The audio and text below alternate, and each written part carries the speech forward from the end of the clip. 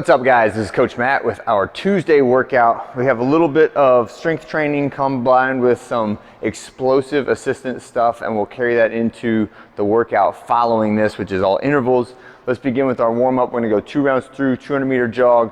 When you come back inside, get some big arm circles, followed by cross body swings, so swinging like horizontally across and switching which arm goes on top each time, and then overhead swings. So we're getting a little bit of dynamic opening, dynamic movement of the arms and shoulders.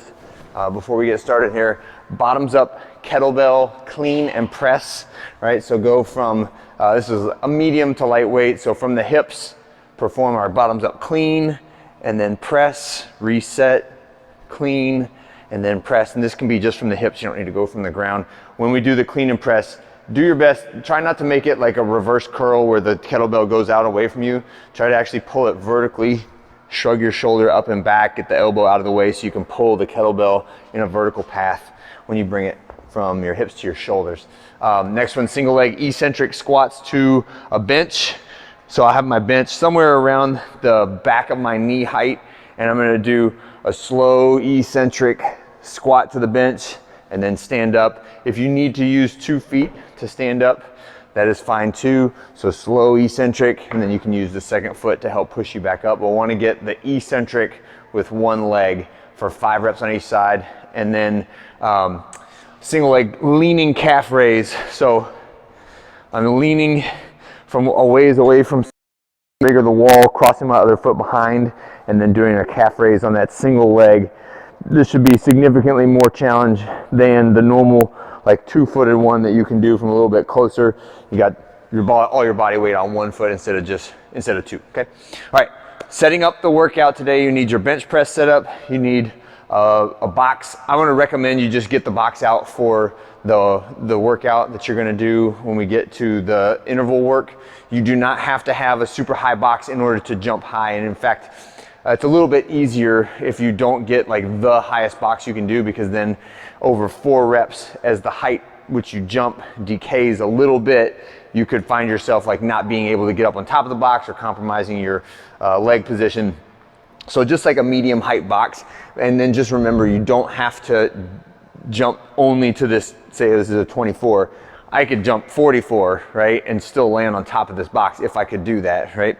So the way we're gonna work this is, we're going for heavy bench press, and we're only gonna do the superset on the first 3 rounds. The superset is what we call our contrast training, or just multi-velocity models that we use.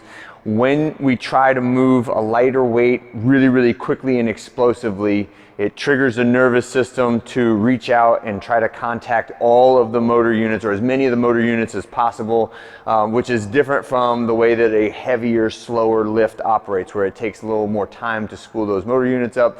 For a lighter, explosive movement, we can train the body to reach out and touch more motor units in a shorter amount of time. This is called rate of force development, and it will help you to lift more weight without actually adding more muscle to your body. It will make more of the muscles available and active for the activity that you're doing, okay? So that's why we do these explosive lighter movements in between heavier, slower movements. So you're gonna do your bench press, then you're gonna do your seated box jump. So for this one, I want you to start in the seated position with your heels off the ground, and you can raise your toes up too and try to snap the ground and jump on top of the box, right? So it should be a very quick, explosive movement to get up on top of the box. And then after you do that, we're gonna do assisted plyometric push-ups. So even if you can do plyo push-ups really well, I want you to use a little bit of assistance with like a band. And I would just put this either around your waist, you can put it across the rig. This is just one of many options. We're doing down to the ground, explosively push up. All right, get as high away from the ground as you can. And I know this is, it goes against what we would normally say is like, if I'm just going to jump and clap, or if I'm doing like a jumping squat, as long as I clear the ground, I can call it a jump, right?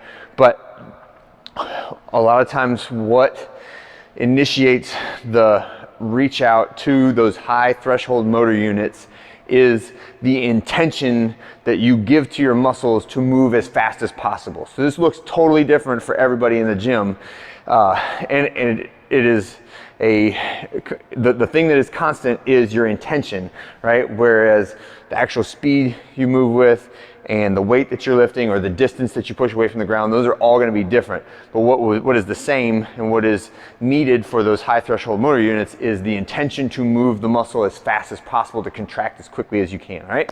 So that's what we're trying to preserve. That's what we're trying to get out of that little segment there. Remember, it's only the superset on the first 3 sets, and then you're going to do your last 2 singles at close to a maximal load for the bench press, which we're switching to for this period, at 95 and 98%, okay? All right, when we're done with that, we'll put the bars to the ground, the benches can go underneath the rack, and you will need a rower and a box and a push press for this next one, okay? So the way this is gonna work is kind of like a backwards interval where you have 2.5 minutes in which to do work and 1.5 minutes in which to rest. We'll say 3, 2, 1, go. And the first thing you'll do is your buy-in, which is 8 box jumps at 24 and 20. So when we do these box jumps, just make sure you got enough space between your bar and your box. But we're jumping on top. Make sure you stand all the way tall on top of the box, and you can either jump or step down for 8 reps and then go to your bar.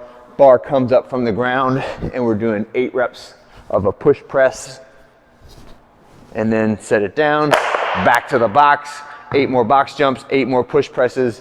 My goal would be that that's all done in well less than 2 minutes, and then you've got the remainder of the time to accumulate as many calories as you can on the rower.